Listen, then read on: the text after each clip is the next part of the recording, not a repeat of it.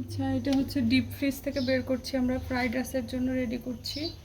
এটা কিন্তু একদম ফুল আমি করি নাই, রান্না করি নাই। এটা হচ্ছে একদম ঝরঝর একটা রাইস যাতে হয়, এই জন্য এটা একটু ঠান্ডা করে নিচ্ছি। 70%-এর মতো কুক করেছি। তো আজকে ফ্রাইড রাইসটা আপনাদের সাথে শেয়ার করব, সবাই সাথেই থাকবেন। এখানে আদা রসুন কুচি গরম তেলের মধ্যে ছেড়ে দিলাম।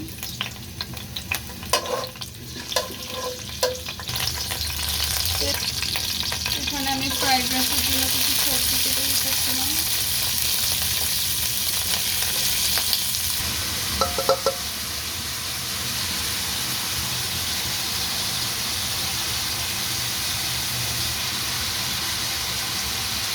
লবণ দিয়ে দিচ্ছি পরিমাণ মতো।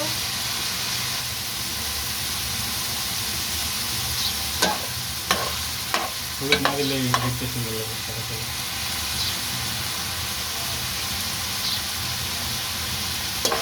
কি দিলাম? গরম মশলা,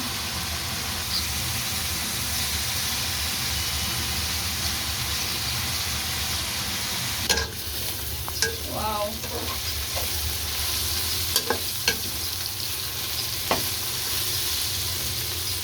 একদম কালারফুল লাগছে না?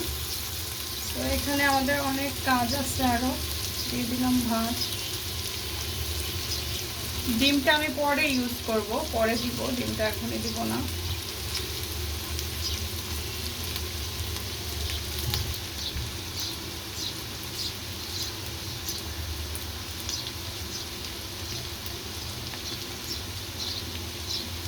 দিয়ে দিলাম সস,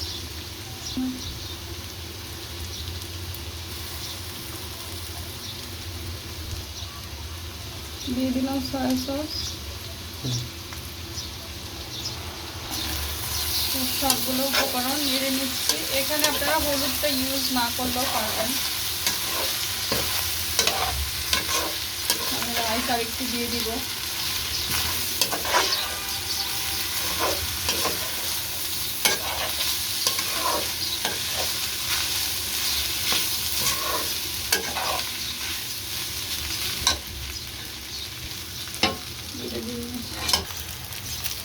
ডিমটা আলাদা করে ভেজেও নিতে পারবেন, আবার একসাথে।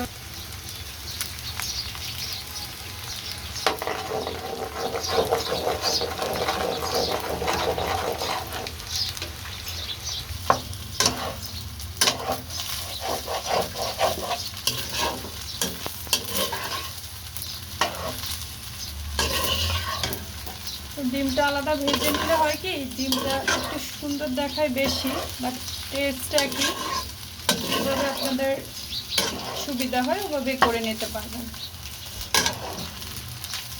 ফ্রাইড রাইসটা কিন্তু অনেক বেশি সুন্দর এবং ইয়ামি হয়েছে। তো আপনারাও বাসায় ট্রাই করবেন। এটা কিন্তু আমি ভাত দিয়েই বানিয়েছি। তো আপনারা চাইলে পোলাও দিয়েও বানাতে পারবেন, পোলাও চাল দিয়ে।